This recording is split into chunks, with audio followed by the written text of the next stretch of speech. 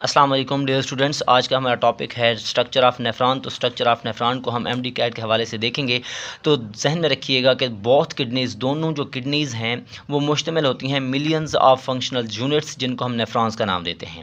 ये जो आपके पास नेफ्रॉन है ये basic structural and functional unit है किस चीज़ की, किडनी की। और हर किडनी के अंदर जो है तकरीबन 1 मिलियंस या उससे ज़्यादा जो है नेफ्रॉन देखने को मिलते हैं हर किडनी के अंदर।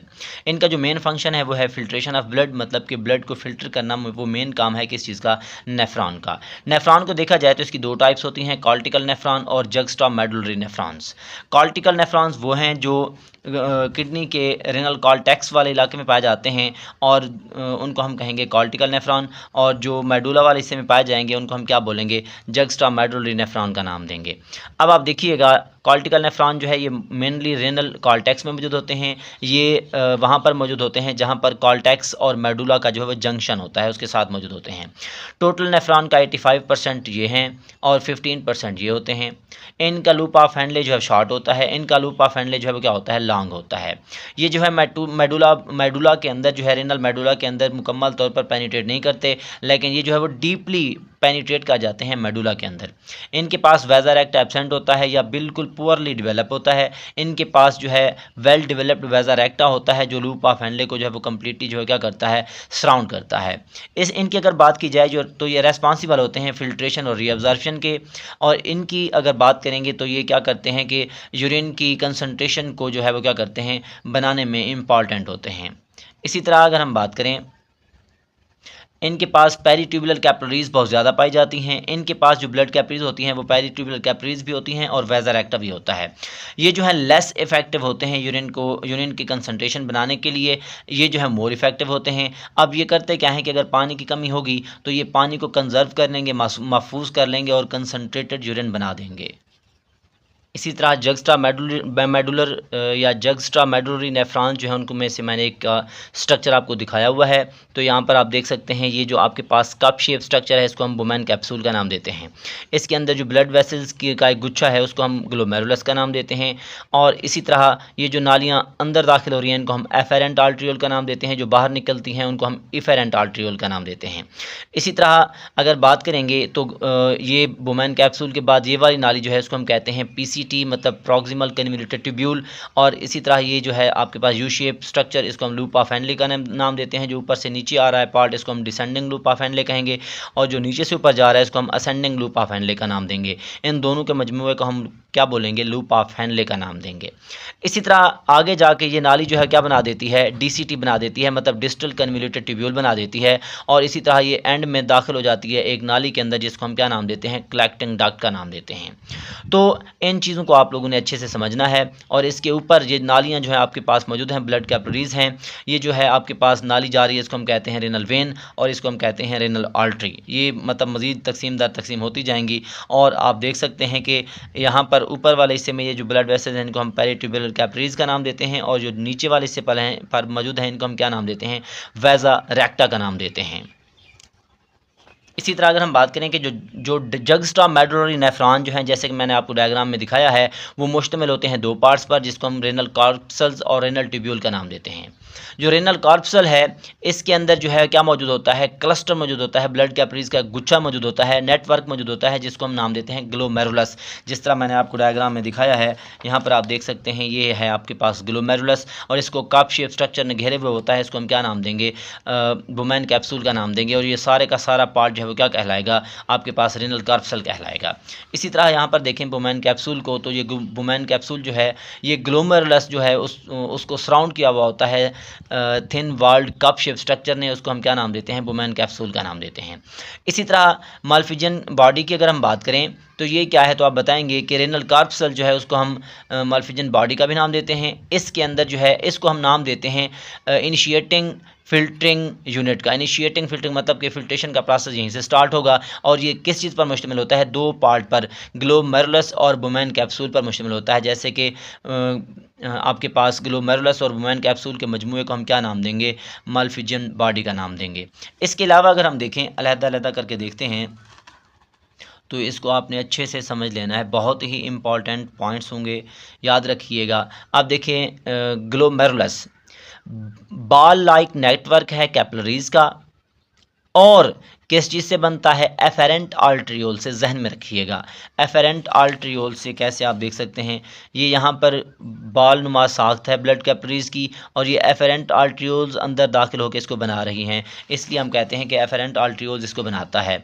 इसके अलावा ब्लड जो है वो इंटर होता है इनके अंदर किस चीज़ की मदद, मतलब जो ग्लोमेरुलस है ब्लड उसमें दाखिल होगा एफेरेंट आर्टरियोल की मदद से, और वहाँ से निकलेगा, लीव करेगा किस चीज़ की मदद से, इफेरेंट आर्टरियोल की मदद से। यहाँ से ब्लड दाखिल होगा एफेरेंट आर्टरियोल की मदद से, इसी तरह फिर यहाँ से बाहर निकलेगा इफेरेंट आर्टरियोल की मदद से। ये पॉइंट्स आप लोग याद रखते जाएंगे। इसके अलावा अगर देखा जाए, perform ultra filtration of blood plasma, मतलब कि जो ब्लड यहाँ पे आया है इस गुच्छे के अंदर, तो वहाँ पे उसकी अल्ट्रा फिल्ट्रेशन होती है। क्यों? क्योंकि वहाँ पर हाई ब्लड प्रेशर होता है, ब्लड प्रेशर के हाई होने की वजह से फिर अल्ट्रा फिल्ट्रेशन होती है, और जो चीज़ें होती हैं मतलब कि उनको फिर वहाँ से फ़िल्टर कर लिया जाता है और ब्लड को आगे की तरफ जो है वो भेज दिया जाता है। यहाँ पर कुछ MCQs हैं, तो जहन में रखिएगा कि जो ग्लोमेरुलर कैपिलरीज हैं, ग्लोमेरुलस की कैपिलरीज हैं, उनके पास छोटे छोटे पोर्स होते हैं, और उनका जो मतलब वो जो उनका डायमीटर जो है वो तकरीबन 70 नैनोमीटर के होते हैं, जो कि रोकते हैं लार्ज मालिक्यूल, मतलब यहाँ से बड़े मालिक्यूल जो हैं वो नहीं गुजर सकते।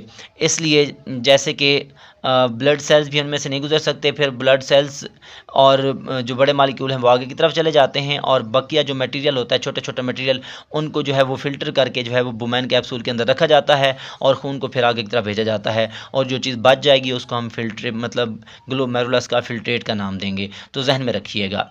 इसके अलावा अगर देखा जाए, ग्लोमेरुलस के पास स्पेशल सेल्स होते हैं जो कि रैप कर लेते हैं मतलब ब्लड कैपिलरीज को, और उसको आप क्या नाम देते हैं, तो ये आपके पास अहम शॉर्ट क्वेश्चन होगा, और MCQs में भी जो है वो पूछा जा सकता है।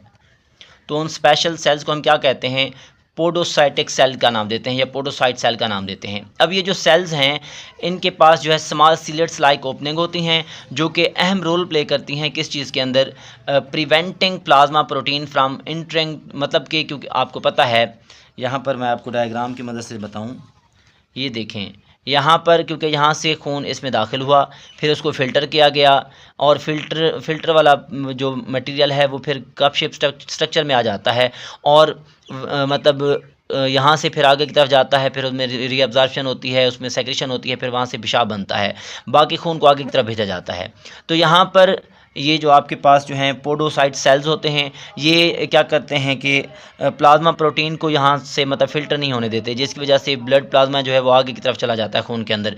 इसी तरह अगर हम बात करें कि सारे के सारे ग्लोमेरुलर कैपिलरीज जो होती हैं वो फ्यूज़ अप हो जाती हैं और बना देती हैं इफेरेंट आर्टरियोल्स को, जो कि मालफिजन बॉडी से जो बाहर निकल जाते हैं। इसके अलावा अगर हम बात करें तो हमारे पास जो है नेक्स्ट है हमारे पास बोमैन्स कैप्सूल। बोमैन कैप्सूल को आपको पता है कि मैंने पहले से बताया है, ये कप शेप स्ट्रक्चर है जो कि सराउंड करता है ग्लोमेरुलस को, और इसके अलावा जो है कलेक्ट्स करता है फिल्टर्ड फ्लूइड को, जिसको हम फिल्ट्रेट का नाम देते हैं, कहाँ से, ग्लोमेरुलस से, एंड पासेस इट इनटू, और इसको आगे की तरफ जो भेज देता है किस चीज़ की तरफ, रेनल ट्यूब्यूल की तरफ। कैसे, तो आप देख सकते हैं ये यहाँ से जो है फ़िल्टर करेगा ये कप शेप स्ट्रक्चर, फिर आगे जो है रेनल ट्यूब्यूल की तरफ मतलब आगे जो है वो भेज देगा। तो ये आपके पास ये पहले वाला पार्ट था जिसको हमने रेनल कार्पसेल्स का नाम दिया है। उसके बाद हम देखेंगे रेनल ट्यूब्यूल के बारे में। तो रेनल ट्यूब्यूल जो है ये लॉन्ग क्वाइल्ड ट्यूब है नेफ्रॉन की, जहाँ पर रीअब्जॉर्प्शन होती है, इसी तरह सेक्रेशन होती है सब्सटेंस की, और इसके मुख्तलिफ पार्ट्स हैं, 3 पार्ट्स हैं, जहन में रखिएगा। Proximal convoluted tubules, loop of Henle, distal convoluted tubules, और ये अलहदा है जिसको हम कलेक्टिंग डक्ट का नाम देते हैं। ये इस चीज़ का पार्ट नहीं है, लेकिन इसके साथ क्लोजली जो है वो लिंक है। अब यहाँ पर हम बात करते हैं सबसे पहले PCT की, तो यहाँ पे जहन में रखिएगा ये फ़ौरन निकलती है किस चीज़ के पास, बोमैन कैप्सूल के बाद, और ये कॉइल्ड है, लंबी है, कॉइल्ड है, और इसके पास ब्रश बाल्डर होते हैं जिनको हम माइक्रोविलाई का नाम देते हैं, जैसे कि मैं आपको डायग्राम में दिखा दूँ। तो यहाँ पर देखें ये आपके पास बोमैन कैप्सूल था, इसके बाद जो है जो लंबी और कॉइल्ड नाली निकल रही है इसको हम कहते हैं PCT मतलब प्रॉक्सिमल कन्वोल्यूटेड ट्यूब्यूल। और इसी को अगर हम बड़ा करके देखें तो आप देख सकते हैं, इसको हमने बड़ा करके दिखाया हुआ है। तो बड़ा करके अगर इसको देखा जाए तो इसके अंदर देख सकते हैं ये ब्रश लाइक जो है वो स्ट्रक्चर नज़र आती हैं, ब्रश लाइक बॉर्डर नज़र आते हैं, जिनको हम क्या कहते हैं, माइक्रोविलाई का नाम देते हैं। इसी तरह अगर इनका फंक्शन देखा जाए तो ये रीअब्जॉर्प्शन करते हैं ज़्यादातर वाटर की, ग्लूकोज की, अमीनो एसिड्स की और आइंस की। इसी तरह ये इनको फिर रिटर्न कर देते हैं ब्लड की तरफ और ये मेंटेन करते हैं पीएच ऑफ ब्लड, मतलब ब्लड की पीएच को मेंटेन करेंगे सेक्रेट करके किस चीज़ को, हाइड्रोजन आयन को, और एब्जॉर्ब करके किस चीज़ को, कार्बोनेट आयन को। तो ये पॉइंट्स ध्यान में रखेंगे। इसके बाद है आपके पास loop of Henle. Loop of Henle जो है ये यू शेप स्ट्रक्चर है, इसके 2 लिम्ब्स होते हैं। तो यहाँ पर आप देख सकते हैं ये यू शेप स्ट्रक्चर है, इसके 2 लिम्ब्स हैं, एक ऊपर से नीचे आ रहा है और दूसरा जो है नीचे से ऊपर जा रहा है। जो ऊपर से नीचे आता है इसको हम डिसेंडिंग कहते हैं, जो नीचे से ऊपर जाता है इसको हम असेंडिंग लूप ऑफ हेनले का नाम देते हैं। तो इनको आप देखें कि डिसेंडिंग लूप ऑफ हेनले और असेंडिंग लूप ऑफ हेनले, ये जो है परमिएबल है, मतलब पानी को आने जाने देता है, और ये पानी के लिए इम्परमिएबल है, पानी को आने जाने की इजाज़त नहीं देगा, लेकिन यहाँ से साल्ट्स जो है वो मूव कर सकते हैं। इसके फंक्शन की बात करें तो ये हेल्प करता है यूरिन की कंसनट्रेशन को मेंटेन करने में। इसी तरह क्रिएट करता है साल्ट ग्रेडियंट, साल्ट की मिकदार का फ़र्क जो है उसको मेंटेन करता है, कहाँ पर क्रिएट करता है, पैदा कर देता है मेडुला के अंदर, और जो कि बहुत ज़्यादा इंपॉर्टेंट है H2O की रीअब्जॉर्प्शन के लिए। इसके अलावा जो हम बात करते हैं डिस्टल कन्वोल्यूटेड ट्यूब्यूल की, तो यहाँ पर आप देख सकते हैं ये है आपके पास लास्ट में, इसके बाद ये है डिस्टल कन्वोल्यूटेड ट्यूब्यूल जिसको हम DCT का नाम देंगे। अब यहाँ पर आप देखिएगा ये मतलब लूप ऑफ हेनले के बाद आता है और रेगुलेट करता है पोटाशियम, सोडियम आयन को और पीएच को। इसी तरह इसको कंट्रोल किया जाता है एल्डोस्टेरॉन हार्मोन की निस्बत, मतलब एल्डोस्टेरॉन हार्मोन जो है इसको कंट्रोल करता है। और इसके अलावा अगर हम देखें यहाँ पर ये अब्जॉर्प्शन होती है सोडियम आयन की और H2O की, पानी की। इसी तरह सेक्रेट करता है वेस्ट प्रोडक्ट को, जैसे कि अमोनिया और हाइड्रोजन आयन। इसी तरह लास्ट में बात करते हैं आपके पास कलेक्टिंग डक्ट की। तो कलेक्टिंग डक्ट जो है ये पार्ट नहीं है रेनल ट्यूब्यूल का, लेकिन उसके साथ क्लोजली लिंक करता है और बहुत सारे DCT मतलब डिस्टल कन्वोल्यूटेड ट्यूब्यूल जो है ज्वाइन करते हैं और वो कॉमन डक्ट को बना देते हैं, जिसको हम क्या कहते हैं, कलेक्टिंग डक्ट का नाम देते हैं। और कलेक्टिंग डक्ट जो है क्या करती है, यूरिन को रेनल पेल्विस की तरफ भेजती है और रेनल पेल्विस से फिर यूरेटर में, यूरेटर से फिर यूरिनरी ब्लैडर में, फिर जो है वो बॉडी से जो है वो उसको बाहर की तरफ भेजा जाता है। इसी तरह अगर हम बात करें, हमारे पास ये जो है आपके पास एक नाली है जिसको हम क्या नाम देते हैं, इसके अंदर ये देखें ये पार्ट नज़र आ रहे हैं, इनको हम कहते हैं macula densa of distal tubule, मतलब ये डिस्टल ट्यूब्यूल है, इसके अंदर ये वाले पार्ट जो हैं क्या कहलाते हैं, मैक्यूला डेंसा कहलाते हैं। इसी तरह ये आपके पास ग्लोमेरुलस है, सॉरी ये बुमैन कैप्सूल है, कप शेप स्ट्रक्चर, और इसके अंदर जो नालियाँ जो हैं यहाँ पर ब्लड कैपिलरीज का गुच्छा है, इसको हम क्या नाम देते हैं, ग्लोमेरुलस का नाम देते हैं। और ये जो नालियाँ इसको बना रही होती हैं इसको हम एफेरेंट आर्टरियोल का नाम देते हैं, और जो निकल रही होती हैं इनको हम इफेरेंट आर्टरियोल का नाम देते हैं। तो ग्लोमेरुलस के पास स्पेशल टाइप के सेल्स थे जिनको हमने पोडोसाइट सेल का नाम दिया था, तो वो ये नज़र आ रहे हैं आप लोगों को। और ये आपके पास वुमेन कैप्सूल की जो है वो स्पेस है।